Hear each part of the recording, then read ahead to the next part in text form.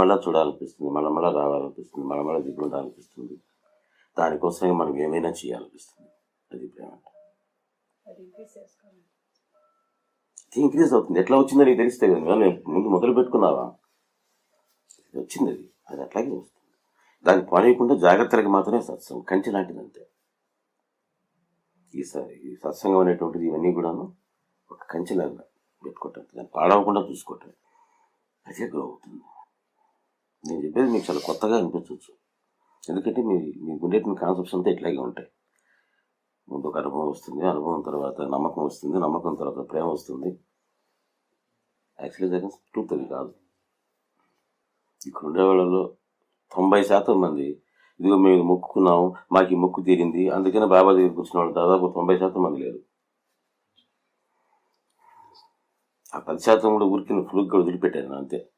అది కూడా ఏం లేదు, అందుకనే ఉంటుంది కదా నేను.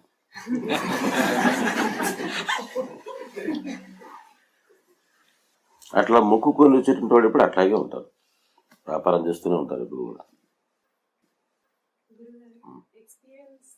బేస్ కాకుండా ప్రేమ అలా పుట్టినప్పుడు అంటే కొన్ని సత్సంగాలు జస్ట్ 1-2 months అటెండ్ అవ్వకపోతేనే అంత ఫీబుల్గా ఎందుకు ఉండాలా, అంత అయినా ఆ ప్రేమ ఇంకా కల్టివేట్ చేసుకున్నట్టుగా ఎందుకు చేసుకోవాలి? ఎందుకంటే మనకు అది ఒక్కటే కాకుండా ఇంకా ఎన్నో రకాలు ఉంటాయి, డిఫరెంట్ పుల్స్ ఉంటాయి. ఈ పుల్స్ ఏమవుతాయంటే మళ్ళీ డిఫరెంట్ డైరెక్షన్స్ ఇలా అవుతుంది. మన సిచ్యుయేషన్ బట్టి అటువైపుకి వెళ్ళినప్పుడు ఇది దూరం అనిపిస్తుంటుంది. పెండిలం ఇటు నుంచి అటు ఊపినప్పుడు ఈ వైపుకి వచ్చేటప్పటికి ఈ పాయింట్ చాలా దూరం అనిపిస్తుంది, ఇంకా దూరం పోయేటప్పటికి సెంట్రల్ పాయింట్ నుంచి దూరం అనిపిస్తుంది. అలా ఇటు వచ్చినప్పుడు అది దూరం అవుతాయి, ఇది దగ్గర అవుతాయి. ఇట్లా కొంతకాలం అటు ఇటు ఊతూ వచ్చి మధ్యలో పడిపోతుంది. కీ అయిపోయిందంటే అయిపోతుంది. ఒక్కొక్కరికి ఒక్కొక్క దానికి కీ ఉంటుంది అంతే. ఈలాగా మనం కీ అంటుంటాం.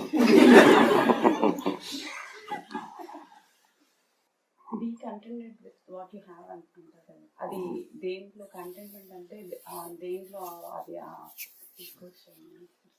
అట్లేం లేదు. కంటెంట్మెంట్ ఉంటేనే కంటెంట్మెంట్గా ఉంది. ఎందుకు రాజీ పడాలి? నేనేం చెప్పినట్లు నేనేమంటే కంటెంట్ అంట, contentment. Content for what get more. Struggle ఉండాలి లైఫ్లో, ఇంకా సాధించాలన్న తపన ఉండాలి. ఉన్నది చాలే, ఈ జాబ్ చాలే, ప్యాసివిటీ అది కరెక్ట్గా. ఎవరికైనా నేను ప్యాసివిటీ చెప్పాను, ఎవరికైనా మీకు అందరికీ చెప్పింది నేను, ఏమయ్యా బిజినెస్ సరిగ్గా చేసుకో, ఏమయ్యా నువ్వు బిజినెస్ సరిగ్గా చేసుకో.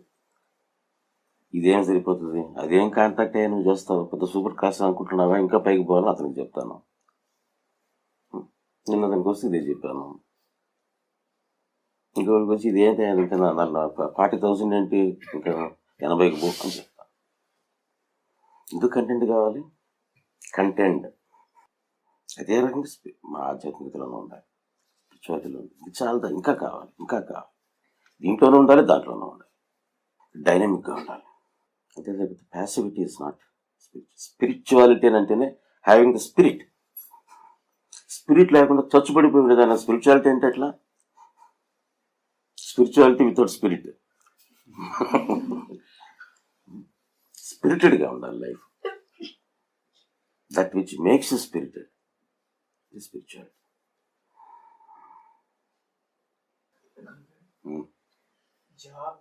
జాబ్ చేస్తే బాగా యాక్టివిటీలో ఇన్వాల్వ్ అవ్వడం అంటే ఏంటి, ఇప్పుడు చెప్పినట్టంటే డైనమిక్గా ఉండాలంటే వీటిని ఎట్లా బ్యాలెన్స్ చేసుకోవాలి?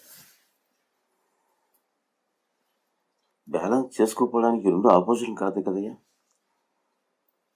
నువ్వు బాబాకి దండం పెడితే నీ జాబ్ చేయకూడదు అనుకుంటుంది ఏమన్నా ఉందా? లేదు కదా.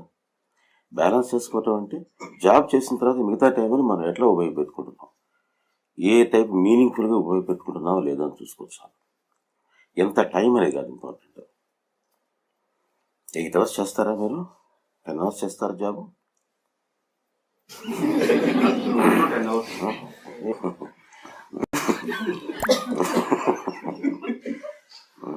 10 hours చేశాడు.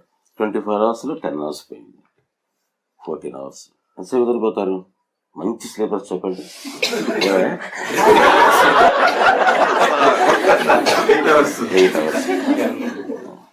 ఎంత 6 hours. 6 అవర్స్. 6 అవర్స్లో ఏం చేస్తారు నేను అనుకుంటున్నాను. ఆ 6 అవర్స్ల పని కాలకృత్యాలు తీసుకోవడానికి ఇంకా వాటికి వీటికి కొంచెం ఫండ్స్ ఫాలో చేయడానికి వాటికి ఒక 3-4 గంటలు తీసేసిన 4 గంటలు ఉంది. అమ్మో బాబాయ్ 4 గంటల సేపు బాబా దగ్గర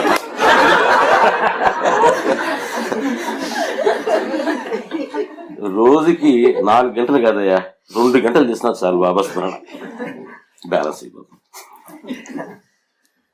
మనం ఏమనుకుంటామంటే 10 minutes టైం లేదు అనుకుంటాం. 10 minutes టైం లేదు. లెక్కేంటి ఎంత టైం మనం వేస్ట్ చేస్తున్నాం. నిజంగా 24 గంటలు 20 గంటల సేపు మీరు వర్క్ చేస్తూ ఒక్క 4 గంటలు మాత్రం నిద్రపోతూ ఆ మధ్యలో ఆఫీస్ నుంచి ఇంటికి వచ్చే టైప్లో ఆ కార్లో ఒకసారి బాబా అనుకుంటే చాలు 24 గంటల సేపు మీరు బాబా ధ్యానం చేసిన తర్వాత వస్తుంది. నిజంగా వర్క్ చేస్తుండే నేను చెప్పేది. జాబ్ లో గ్రోత్ అంటే ఎక్కువ అవర్స్ వర్క్ చేస్తారు. మీకు 10 hours కాదు 12 hours వచ్చి ఏం తప్పులేదు. జాబులు అవర్స్ తగ్గించుకోవాల్సిన అవసరం లేదు. బాబాని ప్రార్థన చేసే అవర్స్ తగ్గించుకోండి, ఏం తప్పులేదు. కానీ ఆ చేసిన క్వాలిటీ ఇంపార్టెంట్, నాట్ క్వాలిటీ. జాబ్కి దానికి ఉండేటువంటి తేడా అదే. జాబ్లో నువ్వు ఎంత ఎక్కువసేపు వర్క్ చేస్తే అంత డబ్బులు వస్తాయి, అంత గ్రోత్ ఉంటుంది. బాబా దగ్గర ఎంత క్వాలిటీగా పనిచేస్తే అంత ఉంటుంది. నువ్వు వాడు 12 గంటల సేపు కూర్చొని మధ్యలో ఈమెయిల్స్ ఇచ్చుకుంటూ ఫ్రెండ్స్ మాట్లాడుతూ నువ్వు వెబ్ బ్రౌజింగ్ చేసుకుంటున్నావు నిజంగా నీకు వచ్చేస్తుంది. ఇక్కడ రాదు, అదే తేడా.